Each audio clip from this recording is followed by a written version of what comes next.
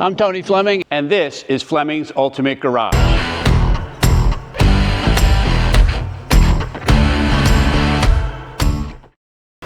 All right, thanks for joining me on today's collector car video. You say, Tone, collector car aren't all like muscle cars and cool old cars, collectible cars? And the answer is no, they're not. You know why? Because some of those cars they made 600,000 of. 600,000 Chevelles, right? That's a lot of Chevelles. Here we're talking about one of 12. One of 12 cars. This car here may be the rarest car Flemings has ever had here. Just saying it, right? 4-speed, in black, in one of the best looking muscle car bodies ever. And now guess what's happening? These are starting to go up in value quickly. And as I say to everybody all the time, you need to get it while you can get it. For instance, if we should have jumped on the 67 Shelby GT500 in the 80s, right? We could have bought those for 1/20th of what they're selling for today. These here are the last run of the muscle cars, and here is a great looking car. The interior is fabulous in this thing, full array of gauges. It's really probably one of the most luxurious muscle cars you'll ever see. Compare this to the inside of many Mopars and GM cars, and AMC had it going on. We're gonna look at the authenticity of this here. We're gonna look at what you're getting, and we're gonna spend some time making sure we have good paint. We're gonna do all that fun stuff. Let's get started. So, authentic, right? Wrapped in this BFGs, right, is the correct rally wheel that's supposed to be on the car. The black paint with the gold callouts supposed to be on the car. This I love right here, because this is just a piece of styling with a built-in roof spoiler, another spoiler in the rear. These were designed for Trans Am racing to go, right? They were some of the fastest down the straight because they were aerodynamic. So imagine trying to push a Roadrunner down the straight at some place like Laguna Seca or whatever at 140 miles an hour. But this car here, beautifully done. All right, so then we have all of this nicely done, wrapped up in here. It's a great looking car. I like to make sure we talk about that because all the time people say, oh, that's a great looking car, but we don't know why it's a great looking car. So pointing out some of those things, that cool mesh grille, right? The AMX call out. There are not a lot of AMXs out there, lots of Javelins, but not a lot of AMXs. That's why this is great. All right, come on up here. Let's take a quick peek at this ebony black paint. And I want you to be able to read all of those letters nice and crisp. See that paint that's showing you the ceiling and the lights and all that in there. Nice and crystal clear. That's what I mean when I say mirror finish. All right, so we get to the fun part, and that is here. But before I do that, hold please. Hold please. Two types of clients here, right? Ones that just want a cool car, drive to golf or drive to work or maybe go out with some friends or the family, whatever. And then we have people who want to go to a car show. And I think that both of those are great options, especially here, and I'm going to show you why. So here we have a detailed engine compartment. What does that mean? Well, it means that everything is not spray bombed black. However, this car happens to be black. And it's slightly over-restored. What I mean by that is this is painted way too nicely inside here from what it would have been in the factory. The engine is painted the correct color. It's got the correct air cleaner on it. Now listen, you might say, well, Tone, it's just a 304, not a 401. I challenge you to say this. It's just a Z28 with a 302. It's just a Boss 302. These motors were all designed for Trans Am racing. They accept performance upgrades better than big blocks do, and they're so much lighter. They're hundreds of pounds lighter, and they're just different, right? This winds up beautifully. You can do whatever the kind of small upgrades power-wise you want to do to it. You're going to get that great sound, that great feel, and the great handling that comes with this car, which you hope for. Also, has power steering, the big wheels and tires on it, so it handles a lot better. And again, it's really beautiful under the hood. You'd be proud to open the hood at any car show, and that's why I like to talk about that. All right, so why do I spend some time back here? Well, because there's a lot of time in the designer world that is spent back here. Because if this is a fast car, this is the look that many people are going to get to see, right? And so here we have it set up for Trans Am racing. Trans Am racing was huge back then. It was the pinnacle of racing, and it was road racing in these cool muscle cars, right? Awesome. And they capped them at, say, 5 liters, so they all had to be around the 300 cubic inch mark. Spoiler here, spoiler built into the roof, that narrow front end, this great tight looking piece in here, right? All done in AMX callouts. The only thing I might suggest on a change would be to get rid of these exhaust tips and maybe go to the much bigger ones. I'm not really sure why they're on there. I think that a fatter exhaust tip would look great. We can happy to do that for you if you want. Just bring that up and we'll talk about that. And then also in here, right? So it's carpeted the way it's supposed to be. It has a full-size spare tire in here.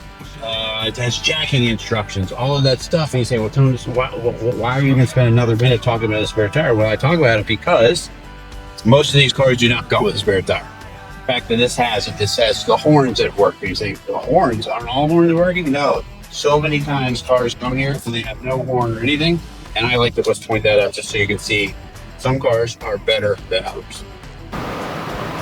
I love this shot where you're walking up to your car, man. You're going, man, that is a great looking car, right? I'm smiling thinking about how good looking this car is. However, that's the look that most everybody else is going to see. You're going to get to see what's inside. So why don't we jump in there and see what you're getting, all right? All right, what is that horrible noise? Well, that noise is the sound of restoration.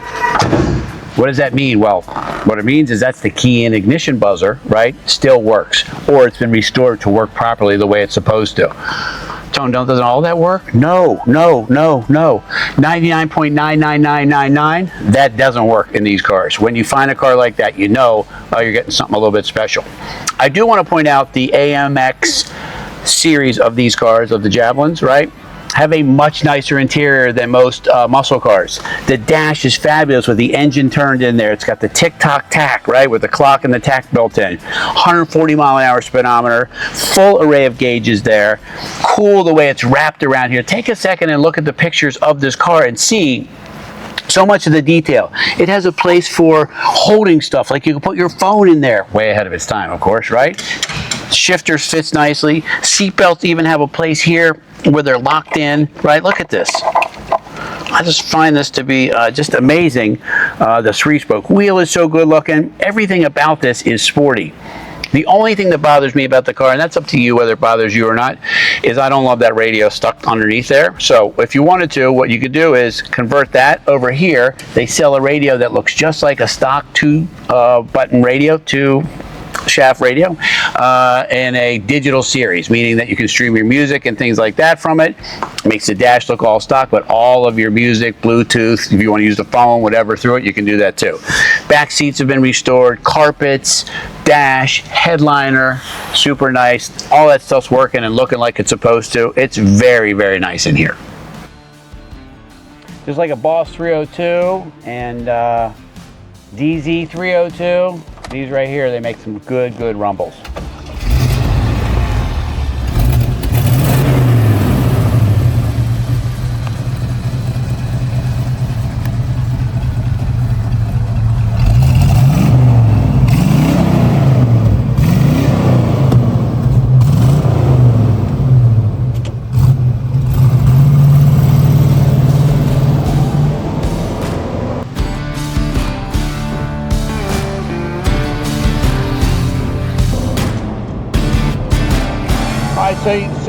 So you're thinking about getting a cool car, and you're saying, well, I don't know.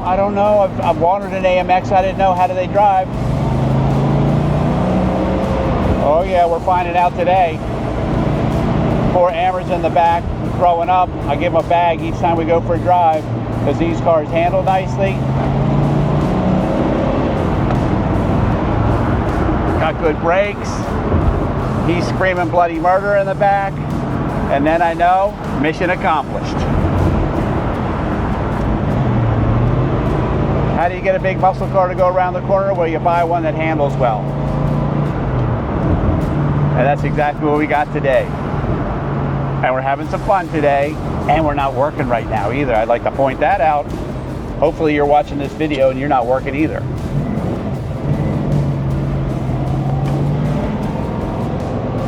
All right, so back on a nice windy road, right? Because some muscle cars just go straight and others handle as well. And this is, I'm telling you, man, this is nice. A one-handed drive, and I should be driving like this if I'm driving a sports car.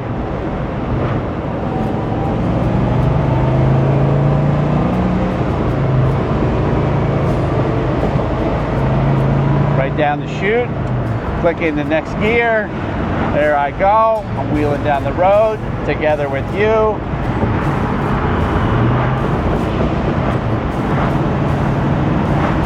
This is great. I'm not talking a lot because this is so much fun. I didn't realize it. Wow. I don't get to drive every car we get. Now I do. And so I couldn't be happier. I hope you're feeling the same way I am. I really appreciate you getting me out of work today. This is awesome. My boss can be a little difficult. You all know about all those kinds of bosses. Anyway, if you don't mind, hit the like button down below. That helps get our message out. I really appreciate that. Subscribe to the channel. We got new stuff coming out all the time.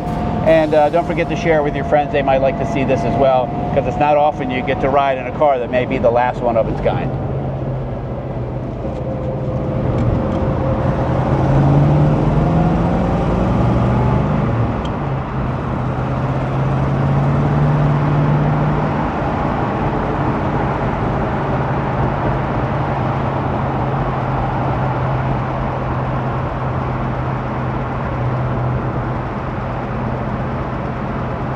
Man, that was a great drive, was it not? All right, let's talk about the recap, for instance. This is a great looking car. We already know that. It drives beautifully. We saw that. It sounds good. The interior, spectacularly comfortable. You could go for long drives in here. But it's one of 12. It's one of 12. I just want to keep saying that because you know what? Most people can't understand that number. It's one of 12. And here's the question I want to ask you is this. How many are left? This could be the only one. This could be the only one of its kind left. I don't know that answer to be sure, but I don't see any for sale. I haven't seen any for sale in a really long time. And to get a super rare muscle car, this is rarer than most any Yenko, almost any muscle car ever built, even Boss 429s, all of those things. That's how rare this car is.